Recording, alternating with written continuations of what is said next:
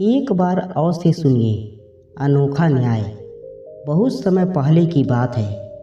एक बंजारा और उसकी पत्नी अपनी रोजी रोटी के लिए अपने राज्य से दूसरे राज्य में कमाने जा रहे थे। जब वे दूसरे राज्य की सीमा में पहुंचे तो उन्हें रास्ते में डाकू मिल गए। उन डाकुओं ने बंजारे और उसकी पत्नी के पास जो भी कुछ था सब लूट लिया। धन, कपड़े, सामान, एक भी चीज नहीं छोड़ी। अब बंजारा और उसकी पत्नी एकदम असहाय और गरीब हो गए। ना उनके पास खाने के लिए कुछ था और ना ही पहनने के लिए। वे बेहद चिंता में पड़ गए। अनजान शहर, अनजान लोग और जेब खाली। बंजारा सोचने लगा कि अब क्या किया जाए, कहाँ जाए और कैसे जीविका चलाई जाए। चलते चलते बंजारा और उसकी पत्नी को नगर के बाहर एक साधु की कुटिया दिखाई दी। साधु अपनी कुटिया के बाहर चबूतरे पर बैठे अपने शिष्यों को ज्ञान की बातें सिखा रहे थे। बंजारा और उसकी पत्नी थके हुए थे, भूखे प्यासे थे। वे साधु के पास गए। बंजारे ने बहुत ही विनम्रता से साधु को अपनी पूरी आपबीती सुनाई कि कैसे डाकुओं ने सब लूट लिया। अब उनके पास कोई उपाय नहीं बचा और वह व्यापार भी नहीं कर सकता क्योंकि पूंजी शेष नहीं रही। बंजारा रोते हुए बोला, महाराज, यदि किसी तरह आप मेरी पत्नी को किसी सेठ के पास गिरवी रखवाकर मुझे कुछ पैसे दिलवा दें तो मैं उन पैसों से व्यापार करूंगा और फिर आपका और सेठ का कर्ज ब्याज सहित चुकाकर अपनी पत्नी को वापस ले जाऊंगा। साधु को उस बंजारे पर दया आ गई। उन्होंने अपने एक परिचित सेठ के बारे में बताया और कहा, यह सेठ बहुत धनी और विश्वास पात्र है। तुम उसके पास जाकर अपनी बात कहना। बंजारा अपनी पत्नी को लेकर सेठ के पास गया और हाथ जोड़कर बोला, सेठ जी, मैं बिल्कुल निर्धन हो चुका हूँ। मेरे पास गिरवी रखने के लिए कुछ नहीं है, बस मेरी पत्नी है। आप मेरी पत्नी को कुछ समय के लिए गिरवी रख लीजिए और मुझे कुछ पैसे दे दीजिए। मैं व्यापार करूँगा और जल्द ही आपको आपका पूरा धन लौटा दूँगा। सेठ ने बंजारे की बात मान ली और उसकी पत्नी को गिरवी रखकर उसे व्यापार के लिए कुछ पैसे दे दिए। बंजारा उन पैसों से प्याज का व्यापार करने लगा। वह किसानों से सस्ते में प्याज खरीदता और ज़रूरतमंदों को ऊंचे दाम में बेचता। मेहनती और ईमानदार बंजारे ने थोड़े ही समय में काफ़ी धन कमा लिया। जब उसके पास अच्छा खासा धन हो गया तो वह खुशी खुशी अपनी पत्नी को छुड़ाने के लिए सेठ के पास गया। बंजारे ने सेठ से कहा, सेठ जी, ये आपके पैसे और ब्याज हैं। कृपया अब मेरी पत्नी को मुझे लौटा दीजिए। परंतु सेठ ने गंभीर स्वर में कहा, भाई, क्या बताऊं, 2 महीने पहले तुम्हारी पत्नी अचानक बीमार पड़ गई। मैंने उसका बहुत इलाज करवाया, अच्छे वैद्य को भी दिखाया, पर वह नहीं बच सकी। उसकी मृत्यु हो गई। बंजारा बहुत दुखी हो गया। आंखों में आंसू लिए बोला, जो हुआ मेरे भाग्य में था, मगर आप अपने पैसे ले लीजिए ताकि मुझे ये संतोष रहे कि मैंने अपना कर्ज चुका दिया और अपनी पत्नी को गिरवी रखने का कलंक मिटा दिया। सेठ बोला, भाई, जब मैं तुम्हारी अमानत ही नहीं लौटा सकता तो पैसे लेने का मुझे कोई अधिकार नहीं है। बंजारा उदास होकर फिर से उसी साधु के पास पहुंचा।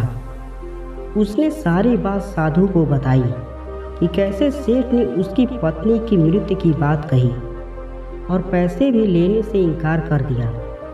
साधु ने गंभीरता से सारी बात सुनी और बोले, भाई, मुझे पूरा विश्वास है कि तेरी पत्नी जीवित है।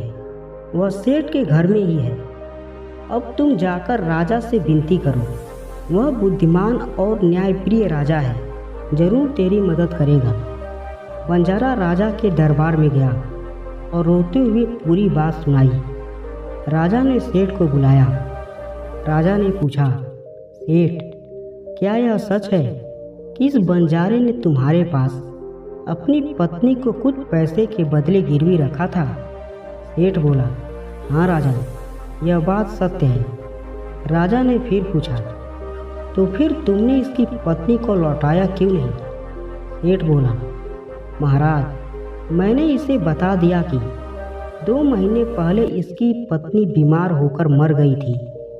मैंने बहुत इलाज करवाया पर वो बच नहीं सकी। राजा ने पूछा, क्या इस बात का कोई प्रमाण है? सेठ ने उत्तर दिया, हाँ महाराज, वह वैद्य गवाही देगा जिसने इलाज किया था, और 4 आदमी भी हैं जो उसकी मृत्यु देह को शमशान ले जाकर जला आए थे। राजा ने बंजारे से कहा, सेठ के पास गवाह है और वह कह रहा है कि तुम्हारी पत्नी मर चुकी है, अब हम कुछ नहीं कर सकते। बंजारा निराश होकर फिर साधु के पास गया और पूरी दरबार की बात सुनाई। साधु बोले, मैंने उस राजा को इतना बेयकीन नहीं समझा था। मुझे दुख है कि उसने तेरे साथ न्याय नहीं किया। अब तू एक बार फिर राजा के पास जा और कह कि वह 2 घंटे के लिए अपनी राजगद्दी मुझे सौंप दी। मैं दिखाऊंगा कि न्याय क्या होता है। बंजारा फिर राजा के पास गया और साधु की बात दोहराई। राजा ने विचार करके कहा, ठीक है, तुम उस महात्मा को दरबार में ले आओ। बंजारा साधु को राज दरबार में ले आया। राजा ने साधु को 2 घंटे के लिए गद्दी सौंप दी। अब साधु राजा बना। उसने सेठ को बुलवाया और उसके गवाहों को पेश करने के लिए कहा। सबसे पहले वैद्य आया। साधु ने पूछा, क्या तुमने बंजारे की पत्नी को देखा था? वैद्य बोला, नहीं, मैं सेठ जी के कहने पर ही दवाई देता था, मरीज को कभी नहीं देखा। साधु बोले, मतलब तुम नहीं जानते कि दवा किसे दी जाती थी? अगर वह जहर होती तो? वैद्य डर गया। साधु बोले, तुमने अपने पेशे से विश्वासघात किया है। मैं तुम्हें दंड देता हूँ। झूठी गवाही और लापरवाही के लिए 10 कोड़े और मुंह काला कर नगर में घुमाया जाएगा। सैनिकों ने आदेश का पालन किया। कोड़े लगाते ही वैद्य चिल्ला उठा, माफ़ कर दीजिए, सेठ ने मुझे पैसे देकर झूठ बोलने को कहा था। मैंने किसी का इलाज नहीं किया। अब चारों गवाह आए। साधु ने पूछा, क्या तुमने 100 को देखा था? वे बोले, नहीं हजूर, हमने 100 नहीं देखा था।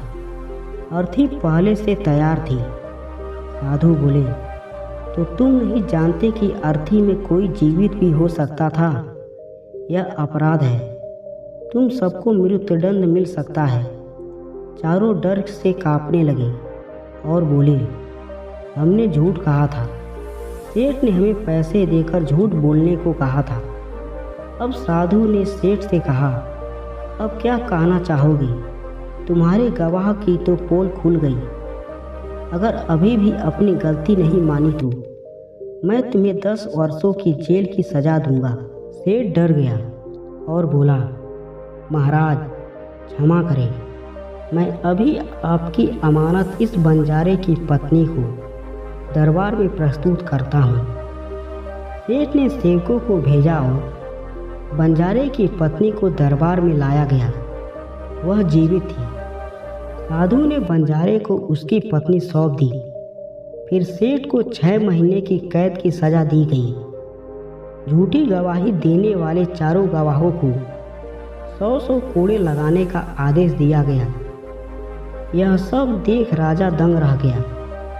उसने साधु से हाथ जोड़कर कहा, महात्मा जी, आपने आज मुझे सिखा दिया कि न्याय कैसे किया जाता है। आप वास्तव में धर्म और विवेक के प्रतीक हैं। झूठ, छल और धोखे से न्याय को दबाया जा सकता है, पर सत्य को कभी हराया नहीं जा सकता।